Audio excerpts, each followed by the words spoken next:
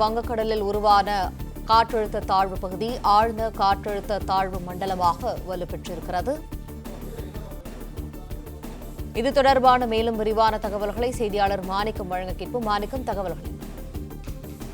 வங்கக்கடலில் நிலவி வரக்கூடிய ஆழ்ந்த காற்றழுத்த தாழ்வு பகுதி இன்று காலை 5:30 மணி நிலவரப்படி காற்றழுத்த தாழ்வு மண்டலமாக வலுவடைந்திருக்கிறது என்ற தகவலை வானிலை ஆய்வு மையம் தெரிவித்திருக்கிறாங்க. தொடர்ந்து இதனுடைய நகர்வு மேற்கு வடமேற்கு திசையில் இருக்கும் எனவும், தற்போதைய சூழல்ல வங்கக்கடல்ல 990 கிலோமீட்டர் தொலைவில் சென்னைக்கு கடல்ல நிலவி வருவதாக சொல்லப்பட்டிருக்கிறது.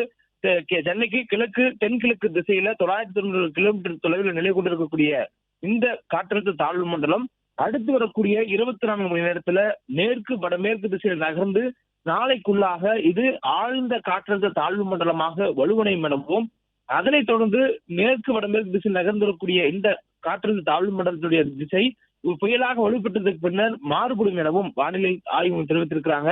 மேற்கு வடமேற்கு திசையில் நகர்ந்து 27ஆம் தேதி காலை வாக்கில் புயலாக வலுப்பெறும் எனவும், இந்த புயல் மோன்டா புயலாக வலுப்பெற்றதுக்கு பிறகாக வரக்கூடிய 27ஆம் தேதிக்கு பின்னர் மேற்கு வடமேற்கு திசைக்கு பதிலாக வடமேற்கு திசையில நகர்ந்து ஆந்திராவை நோக்கி இந்த புயல் அதனைத் தொடர்ந்து 48 மணி நேரத்துக்குள்ளாக செல்லும் என்று சொல்லப்பட்டிருக்கிறது. 27ஆம் தேதி காலையில புயலாக வலுப்பெறும். புயலாக வலுப்பெற்றதுக்கு பின்னர் ஆந்திராவை நோக்கி செல்வதற்கு 48 மணி நேரம் எடுத்துக்கொள்ளும் என்று சொல்லப்பட்டிருக்கிறது. இதன் காரணமாக தமிழ்நாட்டிற்கு இந்த புயலால் நேரடி பாதிப்பு ஏதும் இல்லை என்று தற்போதைய சூழல சொல்லப்பட்டிருக்கிறது. எனில் புயல் தமிழ்நாட்டின் வட கடலோர மாவட்டங்கள் கூட வராது அப்படிங்கிற ஒரு தகவலை சொல்ல இருக்கிறாங்க. நேரடியாக இது முழுவதுமாக ஆந்திராவை நோக்கி சொல்லக்கூடிய புயலாக அமையும் என்றும் வானிலை ஆய்வு மையத்துடைய தரவுகள்ல சொல்லப்பட்டிருக்கிறது. தொடர்ந்து 27ஆம் தேதிக்கு பிறகாக, அதாவது புயலாக வலுப்பெற்றதுக்கு பின்னர் மேற்கு வடமேற்கு திசை என்ற திசையில் நகர்ந்து வரக்கூடிய நிலையிலிருந்து மாறுபட்டு வடமேற்கு திசையில் ஆந்திராவை நோக்கி 48 மணி நேரத்தில் செல்லும் என்று சொல்லியிருக்கிறார்கள். ஆக மொத்தம் 29ஆம் தேதி வாக்கில் கரையை கடப்பதற்கான வாய்ப்புகள் இருப்பதாக எதிர்பார்க்கப்படுகிறது. அதற்கு முன்னதாக அதனுடைய நகரும் திசையில் மாற்றங்கள் இருப்பதற்கான வாய்ப்புகள் இருக்கிறதா என்பதை தொடர்ந்து வானிலை ஆய்வு மையம் ஆராய்ந்து வருவதாகவும் தெரிவித்திருக்கிறார்கள். தற்போதைய சூழலில் இது ஆந்திராவுடைய விசாகப்பட்டினத்திற்கும் சென்னைக்கும் தோராயமாக 990 கிலோமீட்டர் தொலைவில் வங்கக்கடலில் நிலை கொண்டிருக்கிறது. அதே போன்று ஆந்திராவுடைய காக்கிநாடா பகுதிக்கு 1000 கிலோமீட்டர் தொலைவில் நிலை கொண்டிருக்கிறது.